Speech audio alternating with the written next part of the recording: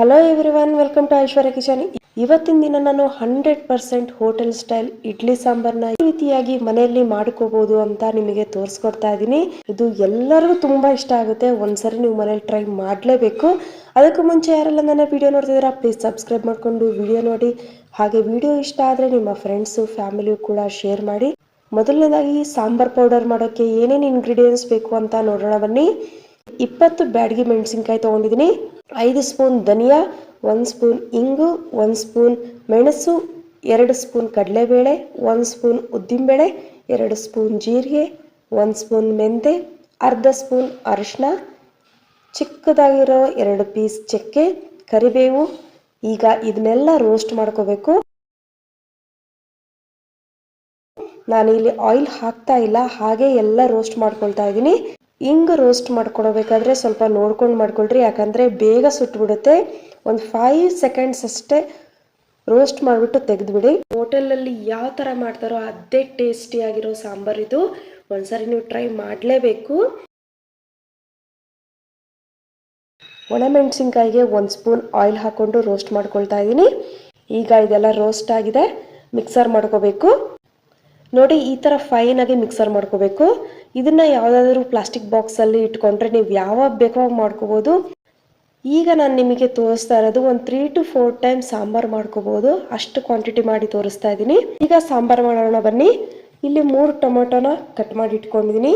ಒಂದು ಚಿಕ್ಕ ಗ್ಲಾಸಲ್ಲಿ ತೊಗರಿಬೇಳೆ ತೊಗೊಂಡಿದ್ದೀನಿ. ಜಾಸ್ತಿ ತೊಗರಿಬೇಳೆ ಹಾಕೋದಕ್ಕೆ ಹೋಗಬೇಡ್ರಿ.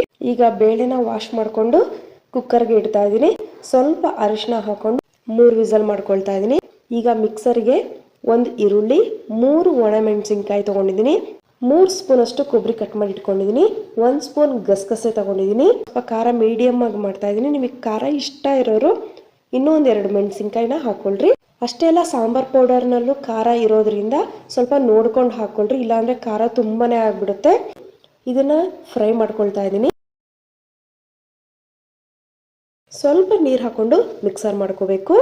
ಈಗ ಒಂದು ಪಾತ್ರೆಗೆ ಆಯಿಲ್ ಹಾಕೊಳ್ತಾ ಇದ್ದೀನಿ. ಸಾಸಿವೆ, ಜೀರಿಗೆ, ಸ್ವಲ್ಪ ಇಂಗು, ಕರಿಬೇವು, 2 ಒಣಮೆಣಸಿನ್ಕಾಯಿನ ಹಾಕೊಳ್ತಾ ಇದ್ದೀನಿ. 1 ಕಪ್ ಸಾಂಬಾರ್ ಈರುಳ್ಳಿನ ಹಾಕೊಳ್ತಾ ಇದ್ದೀನಿ.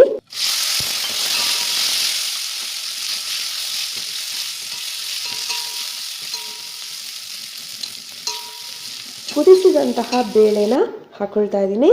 ಮಿಕ್ಸರ್ ಮಾಡಿರೋ ಮಸಾಲೆನ ಹಾಕೊಳ್ತಾ ಇದ್ದೀನಿ. ಸಾಂಬಾರಿಗೆ ಎಷ್ಟು ಬೇಕೋ ಅಷ್ಟು ಕ್ವಾಂಟಿಟಿಯಲ್ಲಿ ನೀರು ಹಾಕೊಳ್ತಾ ಇದ್ದೀನಿ. ಇಲ್ಲಿ ನಾನು 2 ಗ್ಲಾಸು ನೀರು ಹಾಕೊಳ್ತಾ ಇದ್ದೀನಿ.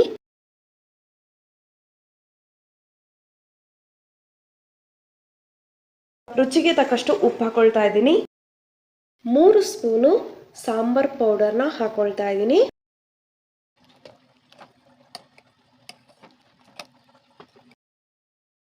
ಸ್ವಲ್ಪ ಬೆಲ್ಲ ಹಾಕೊಳ್ತಾ ಇದ್ದೀನಿ. ಈಗ ಸಾಂಬಾರನ್ನ ಚೆನ್ನಾಗಿ ಕುದಿಸ್ಕೋಬೇಕು. ಈಗ ಸಾಂಬಾರ್ ಫುಲ್ ರೆಡಿ ಆಗಿದೆ. ತುಂಬಾನೇ ಟೇಸ್ಟಿಯಾಗಿರುತ್ತೆ. ಮನೇಲಿ ಒಂದ್ಸರಿ ನೀವು ಟ್ರೈ ಮಾಡಲೇಬೇಕು. ನೀವು ಒಂದ್ಸರಿ ಮನೇಲಿ ಟ್ರೈ ಮಾಡಿ ನೋಡಿ, ಹೇಗಾಗಿದೆ ಅಂತ ಕಮೆಂಟ್ ಬಾಕ್ಸಲ್ಲಿ ಪ್ಲೀಸ್ ತಿಳಿಸಿ. ಐ ಹೋಪ್ ಈ ವಿಡಿಯೋ ಎಲ್ಲರಿಗೂ ಇಷ್ಟ ಇದೆ ಅಂತ ಅಂದ್ಕೊಳ್ತೀನಿ. ಮತ್ತೆ ನೆಕ್ಸ್ಟ್ ವ್ಲಾಗಲ್ಲಿ ಮತ್ತೊಂದು ರೆಸಿಪಿ ಜೊತೆಗೆ ಬರ್ತೀನಿ. ಅಲ್ಲಿವರೆಗೂ ನಮಸ್ಕಾರ. Thank you all. Bye bye.